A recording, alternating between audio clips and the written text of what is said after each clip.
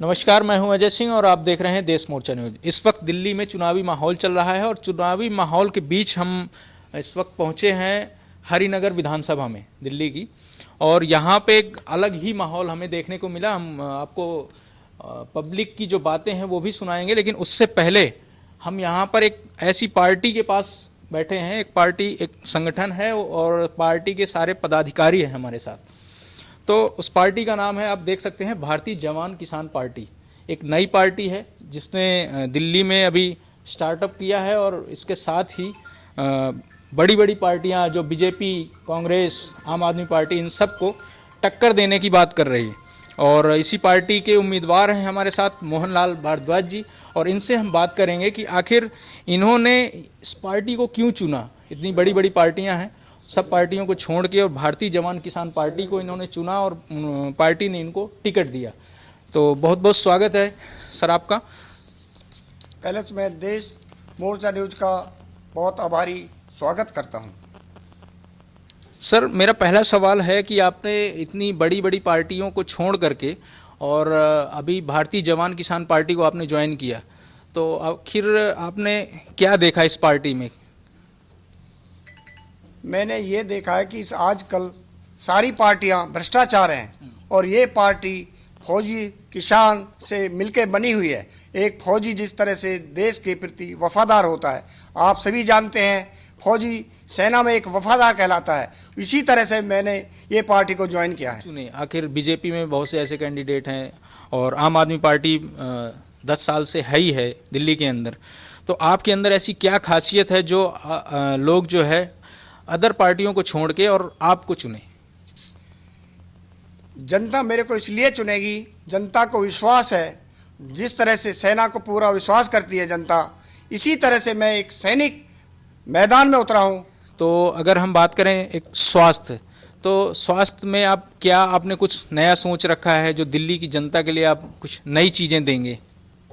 स्वास्थ्य के लिए हमने स्वास्थ्य आर्मी के अंदर एक बहुत तगड़ा डिसिप्लिन होता है मेडिकल के लिए, हम वही सुविधा अब सिविल के अंदर लाएंगे। जिस तरह से आर्मी के अंदर मेडिसिन, ओपीडी सब प्रॉपर ढंग से चलती हैं, इसमें दीनदयाल हॉस्पिटल में आप जा कर के देखिए, किसी पेशेंट को कोई प्रॉपर ढंग से ट्रीटमेंट नहीं मिलता है, परेशान होता है। और जो आर्मी के अंदर डिसिप्लिन है, उसी तरह से हम यहाँ पर डिसिप्लिन लाएंगे और सुविधा उनको देंगे। जी, मैं इसमें कहना चाहूँगा जी, आप किसी भी जो गवर्नमेंट हॉस्पिटल्स हैं दिल्ली सरकार के या केंद्र सरकार के, किसी भी हॉस्पिटल में आप जाके देखिए, आप उसका सैंपल ले लीजिए, किसी भी टॉयलेट में जाके घुस जाना, सरकारी हॉस्पिटल किसी भी टॉयलेट में आप नाक बंद करके बिना घुस नहीं सकते।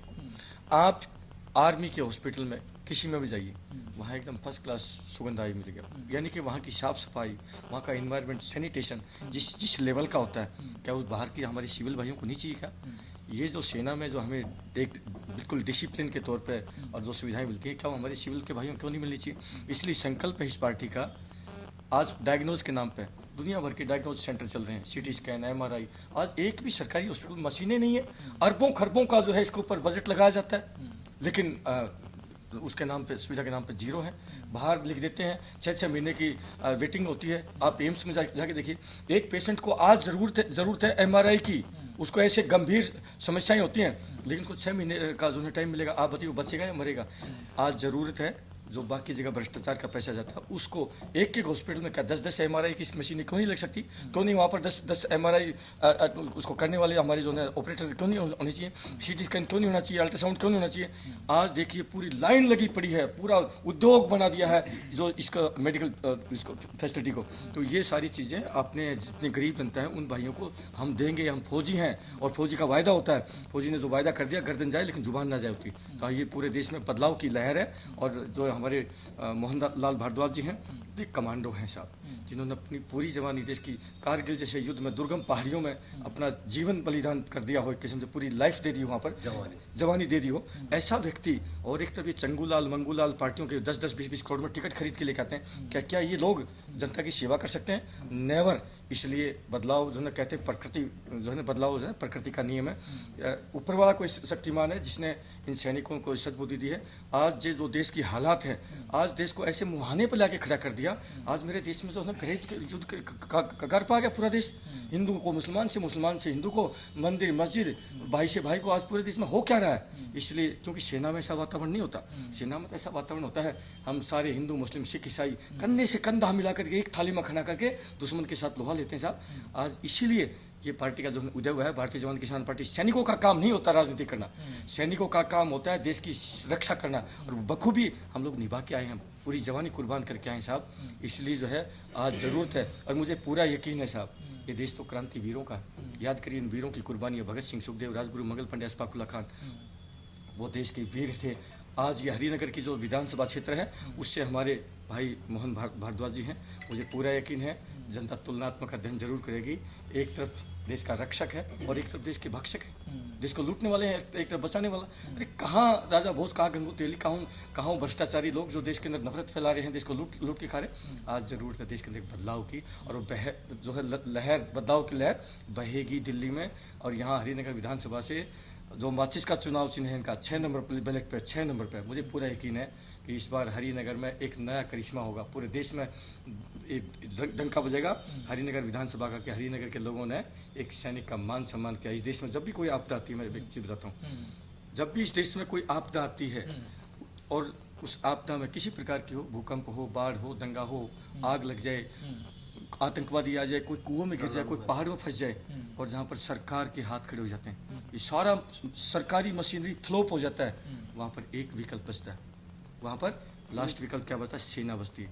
आपने भी, आप पत्रकार महोदय हैं, आप ही लोग बोलते हैं, टीवी चैनलों के माध्यम से हम देखते हैं, जो इन फौजियों को क्या संज्ञा देते हैं कि फरिश्ते। देखिए किस प्रकार से बाढ़ में लोगों की जान बचा रहे। तो फरिश्ते बन करके, और जब सैनिक काम कर सकता है, वहाँ पर अपनी ड्यूटी निभा सकता है, तो क्या यहाँ इस फील्ड में, राजनीतिक फील्ड में, इस देश में बेशुमार पैसे की नदियाँ बहती हैं मेरे भाई पत्रकार महोदय, पैसे की नदियाँ बहती, पैसे की कमी नहीं है इस देश में, लेकिन वो नदियाँ बह करके जाकर के नेताओं के, भ्रष्टाचारी नेताओं के घरों में सूख जाती हैं। एक ड्रॉप भी लेफ्ट राइट नहीं जाता। गरीब आदमी बेचारा गरीब होता जा रहा है। क्यों ना बदलाव आएगा? बदलाव आएगा, हमें यकीन है।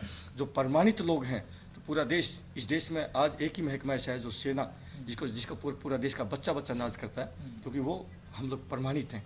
हम लोगों ने वहाँ पर सीमाओं पर प्रमाणित कर रखा अपने आपको, इसलिए प्रमाणित लोग यहाँ पर आए हैं। किसान के बेटे हैं। कोरोना काल में क्या हुआ था?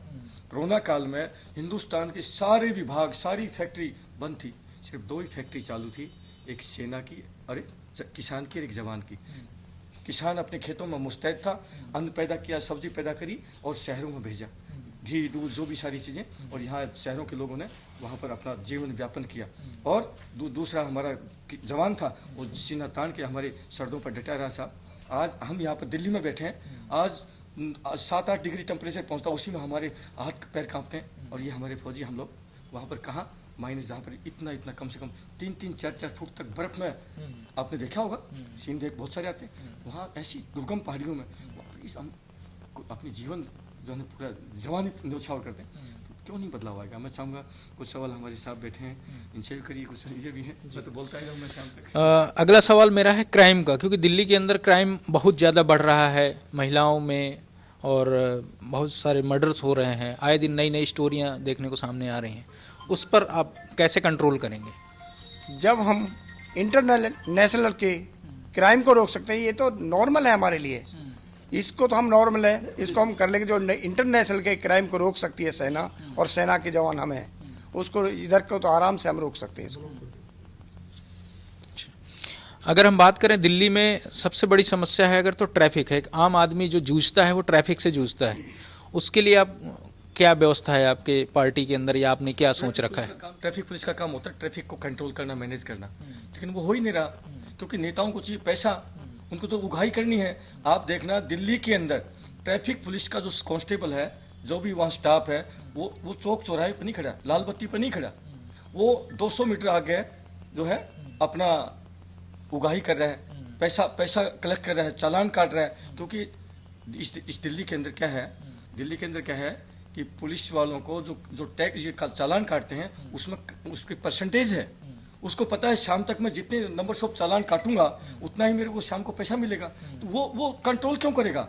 वो तो जनता को प्रवोक करते हैं कि चलो तुम जो है लाल बत्ती को जंप करो, ये करो, लाल उसको तोड़ो, और वो जाके उसका चालान काटे। आज देश में सिर्फ जो ट्रैफिक पुलिस है, ट्रैफिक पुलिस कंट्रोल कर सकती है, नंबर्स ऑफ स्टाफ बहुत हैं, ट्रैफिक पुलिस बहुत है, लेकिन उसका काम कर दिया सिर्फ पैसा कमाओ और जो है अपने तिजोरी भरो सरकारी नेताओं की और उनकी, और इस प्रकार से देश चलता रहेगा। ऐसे नहीं होता, कंट्रोल खूब आराम से हो सकता है। इसी स्टाफ को लेते इतना स्टाफ, इससे कम स्टाफ में बहुत अच्छे से ट्रैफिक जो है मैनेज हो सकता है। और जहाँ जहाँ पर जाम लगने की जो व्यवस्थाएं हैं उसको भी रेक्टिफाई किया जाएगा। जहाँ पर जरूरत होगी अंडरपास की, जहाँ जरूरत होगी ओवरपास की, फ्लाईओवर की, बढ़ाए जाएंगे साहब। जहाँ पर कई जगह जो है बोटल नेक होता है, बिल्कुल एकदम संकीर्ण रास्ता है, वहाँ पर उनको चौड़ा किया जाएगा, उसका विड्थ बढ़ाया जाएगा। ये सारी चीज़ें हमारी नॉलेज में, हम फौजी हैं, पूरा हिंदुस्तान घूमते हैं, हमें पता है किन किन चीज़ों की रिक्वायरमेंट है। अब मैं दिल्ली में देखता हूँ जहाँ पर 40 किलोमीटर पर आवर की स्पीड में दे रखा है और वहाँ कैमरे लगा दिए गए। अरे भी तुम जनता को 40 किलोमीटर से ज़्यादा की स्पीड में चलता है तो तुम उसका बेचारी का चालान काटते हो। तुमको मिनिमम 40 की तो स्पीड देनी चाहिए ना। तो जहाँ पर गवर्नमेंट की तरफ से, सरकार की तरफ से, जहाँ पर उसकी स्पीड मुश्किल से 10 की नहीं रहती, जहाँ 10 मिनट का रास्ता वहाँ 2 घंटे में पहुँचता है, तो वहाँ सरकार का ऊपर क्यों नहीं पेनल्टी लगनी चाहिए? लगनी चाहिए, नहीं लगनी चाहिए? वो हम करेंगे। सरकार को भी उतना ही जिम्मेवार माना जाए, उसको करना चाहिए ना, अंडरपास, फ्लाईओवर, ये सब चीज़ें बनानी चाहिए। तो इसके लिए ये सेना के लोग हैं, और मैं यकीन दिलाता हूँ सेना का लोग अगर ठान लेता है तो करके दिखाएगा साहब। वो व्यवस्था देंगे कि इंटरनेशनल लेवल की, लोगों ने बहुत कहा, लेकिन उनकी कथनी और करनी और उनके अंदर जो एक आत्मीय बल है नहीं है, वो करने की इच्छा नहीं है, उनकी मानसिकता नहीं है, इसलिए सारे काम होंगे साहब। नहीं, एक चीज है, दिल्ली के अंदर जो 40 किलोमीटर की जो स्पीड नियुक्त की है कि भाई इतनी ही निर्धारित है, इसी स्पीड से चलना। जहां खुला एरिया है वहां पर वो कैमरे लगा रखे ताकि आदमी अपना डिस्टेंस को टाइमली कवर कर सके। वहां टाइम उसका ज्यादा वेस्ट होता है, फिर भीड़ में तो अपने आप और भी ज्यादा टाइम वेस्ट होता है। इससे डीजल की भी, पेट्रोल की भी कंजम्पशन ज्यादा, पॉल्यूशन भी बढ़ता है। तो सरकार को इस चीज के ऊपर काम करना चाहिए था, जो कि वो नहीं हो पाया आज। चलिए, एक बड़ा मुद्दा था यमुना की सफाई को लेकर के, जो बड़े बड़े वादे किए, तो उस पर आपके क्या विचार हैं, आपकी पार्टी के क्या थॉट होंगे उसके बारे में? यमुना को साफ करना कोई बहुत बड़ी बात नहीं है। अगर ये सरकार चाहती तो ये कब का साफ हो गया होता। अरे सबसे पहले तो हमें जो अपने सीवरेज को सही करना है, वो सीवरेज सही नहीं है, सीवरेज को उठा करके यमुना में डाल दिया। वो फैक्ट्रियां दुनिया भर की उठा करके उनका जो गंदा है वो यमुना में डाल दिया। अरे यमुना तो गंदी होगी, अरे उसका अंडरग्राउंड कुछ सेटिंग करो, उसका जो सीवर ट्रीटमेंट प्लांट को अच्छा बनाओ, बेहतर सुविधा दो, तो ऑटोमेटिक ही यमुना तो आधी तो वैसे साफ होगी। और रही बात ये कि जो ये कोई बहुत बड़ा पॉइंट नहीं है, अगर ये सरकार ये पहले से इसमें एकदम एकजुट होकर के काम करती, तो अगर हम चाहें तो इतने स्वयं सेवी लोग आ जाते हैं, तो कि अगर स्वयं सेवी भी इस चीज को अगर करते, अगर सरकार की अगर मानसिकता ये होती तो अब तक ये वैसे ही साफ हो गई होती। तो हमारी सरकार आएगी, ये फौजियों का वादा है, ये गारंटी के साथ में हम चाहे हमसे स्टैंप पे लिखवा लो, हम इस यमुना को साफ करेंगे और 100% साफ करेंगे। ये नहीं है कि इसमें 99% वाली कोई बात रहेगी। चलिए, मेरा अगला सवाल है महिलाओं के लिए। केजरीवाल सरकार ने 2100 रुपये देने का वादा किया है, तो क्या कुछ ऐसा आपके पार्टी की तरफ से भी कुछ महिलाओं के लिए है जो कुछ इस टाइप से आपका अनाउंसमेंट हो? अलाउंस हमने 3100 रुपये का अलाउंस किया है। ये हमारा एक डेवलपमेंट चल रहा है, स्टील डेवलपमेंट। हम उनको ट्रेनिंग देंगे, यहाँ पर हमने इंस्टीट्यूट चालू कर रखे हैं ऑलरेडी। उसके अंदर सेल्फ डिफेंस देंगे, उनको अपना आप करेंगी, वो सम्मान राशि उनको दी जाएगी, मगर उनको हम ऐसा निश्चित कर देंगे खड़ा, वो अपने खुद इंडिविजुअल अपना रोजगार करेंगे। ये हमारा प्रोग्राम है। ये कोई रेमेडी नहीं है, 2100 3100 ये परमानेंट रेमेडीज नहीं है।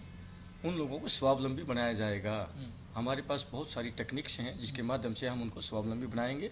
चाइना में देखिए, चाइना में जो है उनको रोजगार दिया जाता है, बहुत सारी चीज़ें हैं, तो घर में बैठ करके भी वो अपना जो है पर डे का 500 रुपये अगर कर देती है, महीने का 15,000 रुपये हो गया। तो ऐसी ऐसी स्कीमें उनके प्रोडक्ट को डायरेक्टली गवर्नमेंट जो है प्रोक्योरमेंट करे, तो सारी चीज़ें समाधान हो सकता है। घर बैठे हमारी माताओं बहनों का सम्मान भी होगा और मिनिमम 2,000 रुपये उनका। आज हम मजाक उड़ा रहे हैं, 2100 रुपये 2,000 रुपये तो मजाक उड़ा रहे हैं। आपने केजरीवाल जी का नाम लिया, ये वो 2100 रुपये अनाउंसमेंट किया। मैं आपसे पूछता हूँ पत्रकार महोदय, आपको तो मेरी से ज़्यादा नॉलेज है पूरे देश की। आप बताइए, इसी केजरीवाल जी ने पंजाब में जो है घोषणा करी थी कि 1000 रुपये पर महिला को, चाहे उसकी शादी भी नहीं हो, 18 साल की बच्ची हो, उसका भी हम जो है 1000 रुपये देंगे। क्या दिया? 3 साल हो गए उसकी सरकार बने हुए, बताइए आप मेरे को। जब पंजाब में नहीं दिया तो यहाँ पर हमारे भोले भाले जो गरीब लोग हैं उनका मजाक उड़ाने के लिए केजरीवाल जी यहाँ पर इस प्रकार की घोषणा लेकर आ रहे। क्या जनता को मूर्ख बनाने का पैसा ले रखा है केजरीवाल जी ने? हम फौजी हैं साहब, हमारी गर्दन जाए, हमारी जुबान नहीं जाएगी। अगर इन जैसे नेताओं जैसा आचरण हम लोगों ने किया तो फिर क्या फायदा है इस पार्टी का आने का।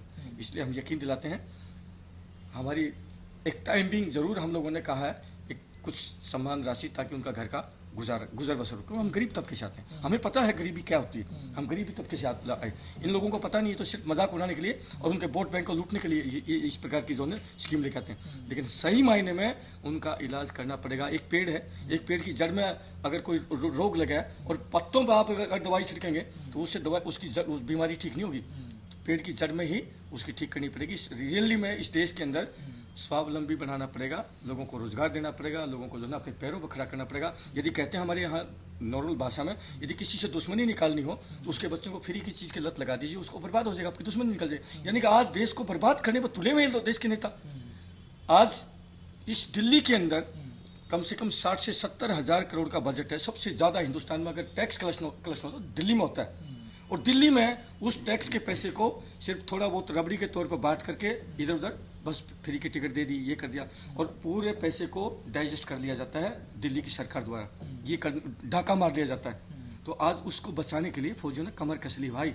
इस देश, आप बताइए, पिछले 10 साल से मैं कैमरे के ऊपर कह रहा हूँ, यदि आपसे हाथ जोड़ के प्रश्न, किसी भी झुग्गी झोपड़ी में कोई ऐसा भाई हो जिसने 10 साल में जो फ्री की चीज़ें लेकर के, अगर 10 साल में यानी कि साल का 1 लाख रुपए तो बचना चाहिए उस भाई का। जब सारी चीज़ें फ्री की हैं, सारी चीज़ फ्री में उपलब्ध हैं, तो इस साल का 1 लाख रुपए उस परिवार को बचना चाहिए। तो 10 साल में कितने हो गए? 10 लाख रुपए। अगर 10 लाख रुपए किसी भी भाई ने बचाए हों दिल्ली में, बताइए, हम केजरीवाल के लिए ताल ताल ठोक के उसका प्रचार करेंगे कि सारा वोट केजरीवाल को दीजिए। अरे एक भी आदमी, वही सड़ी हुई जिंदगी हम पहले भी जी रहे थे, वही आज भी जी रहे हैं, घिसी पिटी जिंदगी, तो क्या फर्क पड़ेगा बताइए फ्री की चीज़ें और इन चीज़ों में। आज आप डेवलपमेंट के नाम पर कोई बड़े बड़े रोजगार के धंधे, उद्योग धंधे वो खुलनी चाहिए, बड़ी बड़ी यूनिवर्सिटी खुलनी चाहिए, बड़े बड़े जो एम्स जैसे बड़े बड़े हॉस्पिटल खुलने चाहिए, वो नहीं खुले साहब। मोहल्ला क्लिनिक, फलाना क्लिनिक, ये तो हमारी PHC प्राइमरी हेल्थ सेंटर तो हर कॉलोनी में पहले भी थी। मोहल्ला क्लिनिक का नाम है मोहल्ला क्लिनिक, यानी कि हर मोहल्लों में, इस दिल्ली में कम से कम कई हजार मोहल्ले होंगे, और कितने 60-70 मोहल्ला क्लिनिक सिर्फ दिखाने के लिए नाम मात्र, उसका नाम ही मोहल्ला क्लिनिक है, तो हर मोहल्ले में होना चाहिए और उसमें सारी सुविधा होनी चाहिए। वो नहीं है, सिर्फ अपना प्रचार का साधन बना के अपना बढ़िया सा फोटो लगा के आम आदमी मोहल्ला क्लिनिक, ये कोई मीनिंग है क्या? ये जनता सब दिल्ली जान चुकी है। और मैं कहता हूँ, मैं हरियाणा से कई बार आता हूँ रास्ते से, बहादुरगढ़ से जब मैं पीरागढ़ी तक पहुँचता हूँ, आप बिलीव नहीं करेंगे, दिल्ली को 50 साल पीछे कर दिया है इस केजरीवाल महोदय ने, 50 साल पीछे कर दिया, ये हालत कर दी दिल्ली की। क्या बात करें साहब, आएगा वक्त आएगा, जनता पहचान चुकी है। इमोशनल ब्लैकमेलर है मैं कहता हूँ इसको, तो ऐसा नहीं है, गरीबों की आज उससे भी बदतर हालत हो रखी है। इसलिए ये हमारे मोहनलाल भारद्वाज जी हैं और सैनिक हैं साहब, सैनिक तो देश के सदैव प्यारे होते हैं, जिन्होंने सदैव देश के लिए कुर्बानियाँ दी हैं। हमें यकीन है हमारे हरिनगर के भाई इन पर जरूर विश्वास करेंगे। माचिस की डब्बी सिर्फ इनका चुनाव सिंबल नहीं है, इन पापी नेताओं की जो लंका जो है ना, उस पाप से भरी हुई लंका को, उसको आग लगाने के लिए माचिस आ चुकी है मैदान में। मुझे पूरा यकीन है, जो ये माचिस है चुनाव चिन्ह, ये माचिस सिर्फ चुनाव चिन्ह नहीं है, इनकी लंका को जलाने के लिए जो है ये चुनाव चिन्ह भगवान ने हमें दिया। ऊपर वाला सर्वशक्तिमान है साहब, हमें यकीन है। हमारे भाई हैं, हम तो गरीब के लोग, गरीब की सेना में किसका बेटा जाता है? किसी नेता का बेटा जाता है कभी?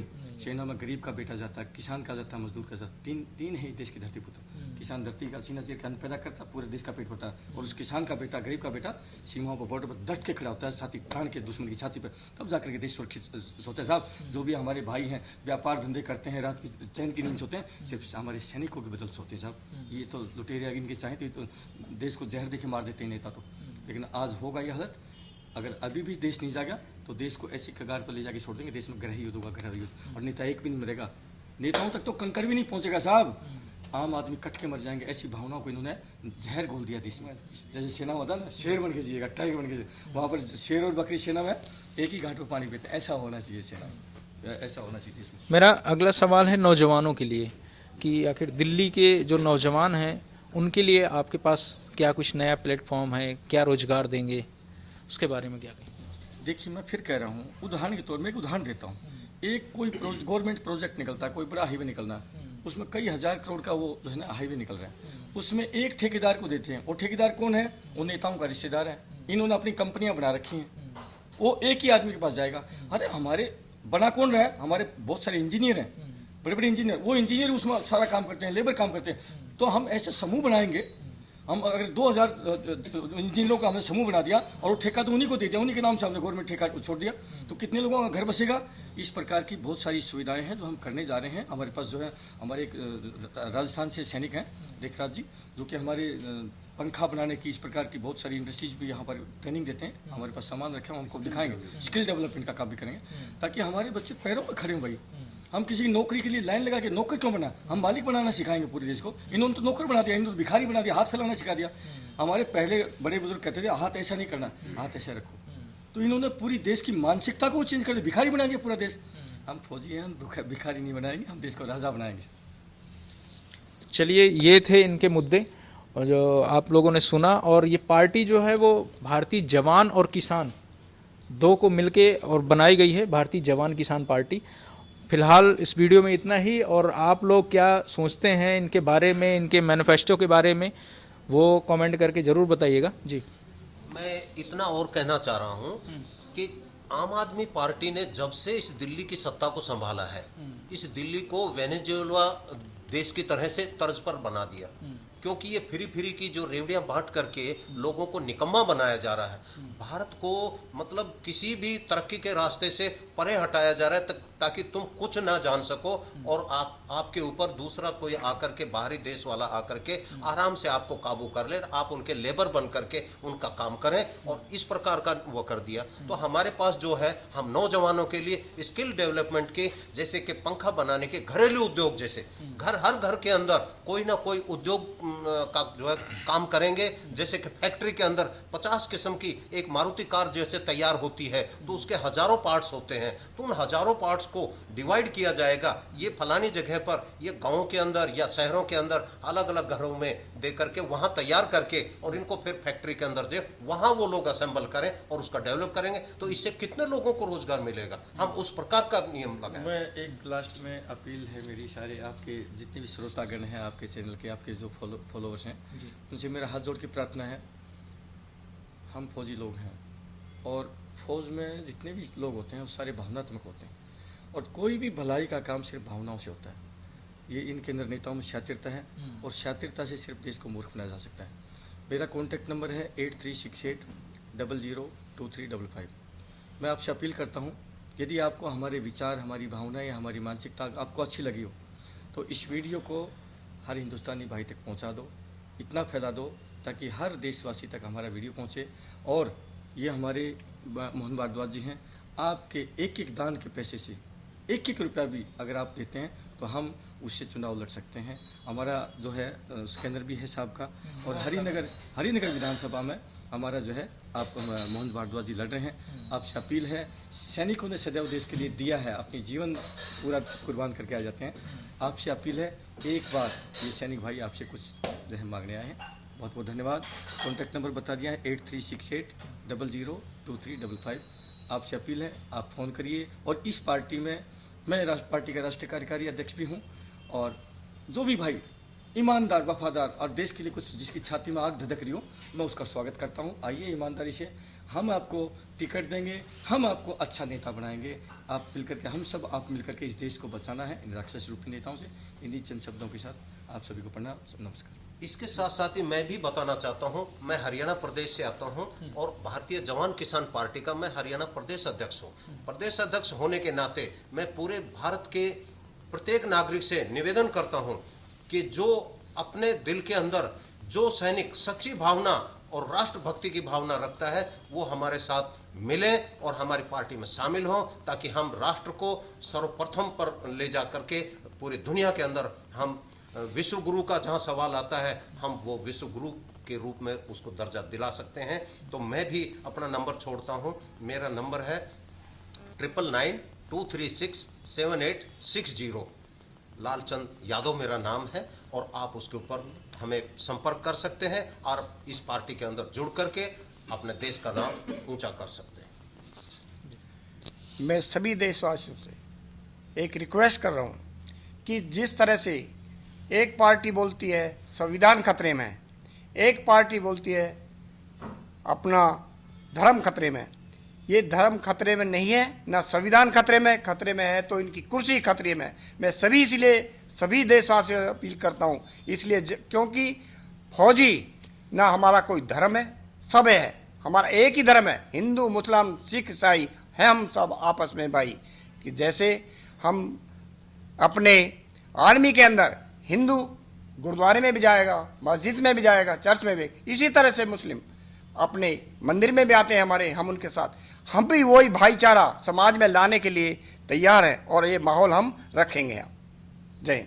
तो ये थे पार्टी के उम्मीदवार और पदाधिकारी, इनके बारे में आपके क्या विचार हैं और इस पार्टी के बारे में क्या विचार है। अभी फिलहाल दिल्ली में एक ही सीट पर अभी पार्टी चुनाव लड़ रही है, हरिनगर विधानसभा से, है कि इनके बारे में आपके क्या विचार हैं वो कमेंट करके जरूर बताएं। फिलहाल इतना ही, आप देखते रहें देश मोर्चा न्यूज़। जय हिंद।